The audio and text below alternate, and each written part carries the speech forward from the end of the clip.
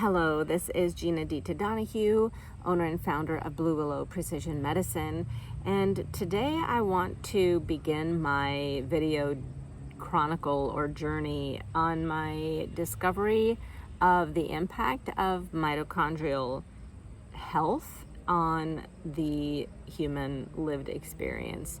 Not only that, also my understanding of the leptin melanocortin pathway and much of the work of Dr. Jack Kruse, who truthfully I was not aware of the work of Dr. Kruse until the last few weeks. And once I started listening to his podcasts, I haven't been able to stop, which truthfully, as many of you know, I am completing my doctorate in nursing.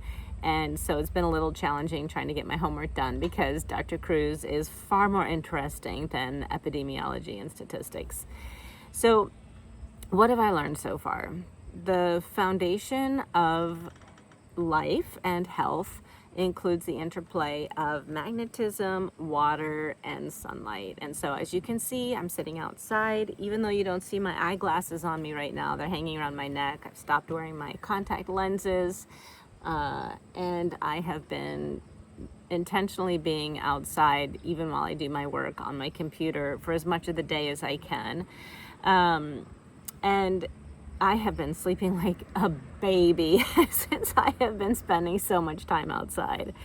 So that's wonderful for me, and it's something that I would like to share with you. So Dr. Kruse says make like the Sphinx in the morning. He wants hands and feet on the ground, and he wants you to face the east. No sunscreen, no sunglasses, no contact lenses. He's not saying look at the sun. He's saying face the east and allow the sun to be directed towards your face, okay? And so that is essential in order to stimulate this leptin melanocortin pathway. And that is what starts an awful lot of the hormonal processes in our body in order to basically get you up and ready and functioning for the day. One of the things that's really interesting that Dr. Kruse has talked about is weight gain and how blue light is affecting that. So I know a lot of you may listen to YouTube videos. If you're listening to this, you might listen to other ones. I honestly have to say that I have just stayed away from social media. I don't watch YouTube. I don't get on Instagram. I don't get on Facebook. And so a lot of these things that he's talking about, I do believe are being shared on social media. And so it's probably negligent of me to be just turning my back to all of those sources of information. So I'm making a video and I want to share what I have learned, and I am very selective now in what I'm watching, but it's been incredibly useful for me. The downside is that if I'm learning these things, I'm obviously in front of a computer or in front of some type of a device. So I have ordered my eyeglasses do have blue light blockers on them, and I have ordered some additional blue light blocking covers for all of my devices in order to try and mitigate some of the impact of being on a device. And I have stopped. I typically walk with my phone and walk and talk with a friend, and I put in earbuds in order to talk with my friend. I'm not doing that anymore. I take walks without my cell phone anymore, and I don't use any earbuds. So one of the things that Dr. Kruse talks about is that you actually hear light before you hear sound, and that we have melanin, the pigment that colors our skin, in covering our cochlea, which is how we hear. And he said that earbuds are depleting the melanin in our cochlea, and that there are some new diseases even that are being seen today in young people who have been wearing earbuds and headphones now for so long that they are having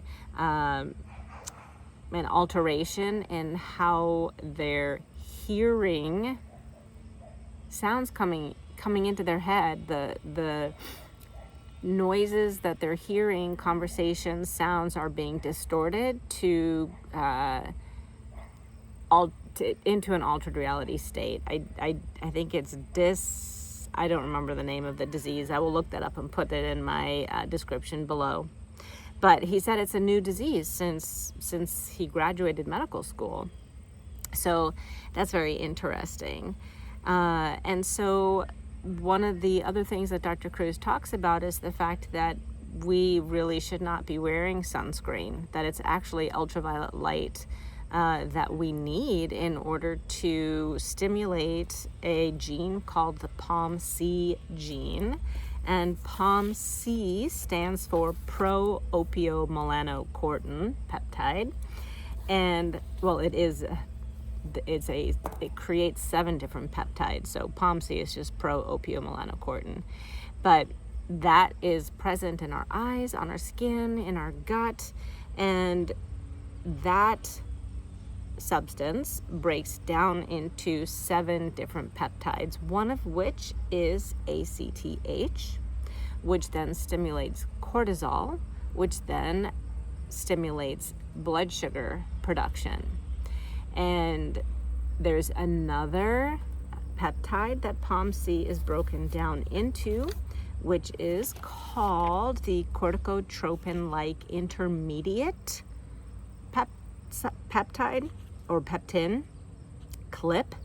And what CLIP does is it increases insulin production or secretion in the pancreas. And both of those substances, so increasing insulin, increasing cortisol, they're both activated by blue light. And what are we doing now? We're in front of blue light all day. So we are on our phones consuming media and talking to people. We are on our computers working, which is what I do. I'm a telemedicine provider. Most of my patients that I see are virtual, and I love you all. And so I'm in front of a computer all day. And then when we relax in front of a blue screen, so television. So we have inundated ourselves with blue light throughout the day, which is actually the opposite of how we initially evolved once we were able to become mammals on the planet after the big KT event that Dr. Kruse is always talking about, which is the big asteroid that hit the planet and then put a big plume of dirt up in the air and changed the sunlight and killed off the dinosaurs. So he goes into a lot of very detailed description of this entire process, and so I'm trying to just break it down in its simplest forms for you. So how can I distill that for you? So the first thing is vitamin D is essential, and we make vitamin D from the sunlight. Trying to avoid blue light as much as possible because it is working against our genes at this point. So those are 2 foundational things. We only make vitamin D when we are in the sunlight. So trying to have as much outdoor activity as possible without sunscreen is really important. And then staying hydrated. We really do have to drink a lot of fluid throughout the day. And hopefully, if you are able to even get 10 minutes of sunlight in the morning, you might start to notice that you will be sleeping better at night. So those are the foundational things to implement in your day for key takeaways. There is a lot more, and I will once again share another video to try and share with you what I have learned. So that's it for right now. And I will have another video coming soon. And again, I will put links to some of the videos that I've been watching in the description below.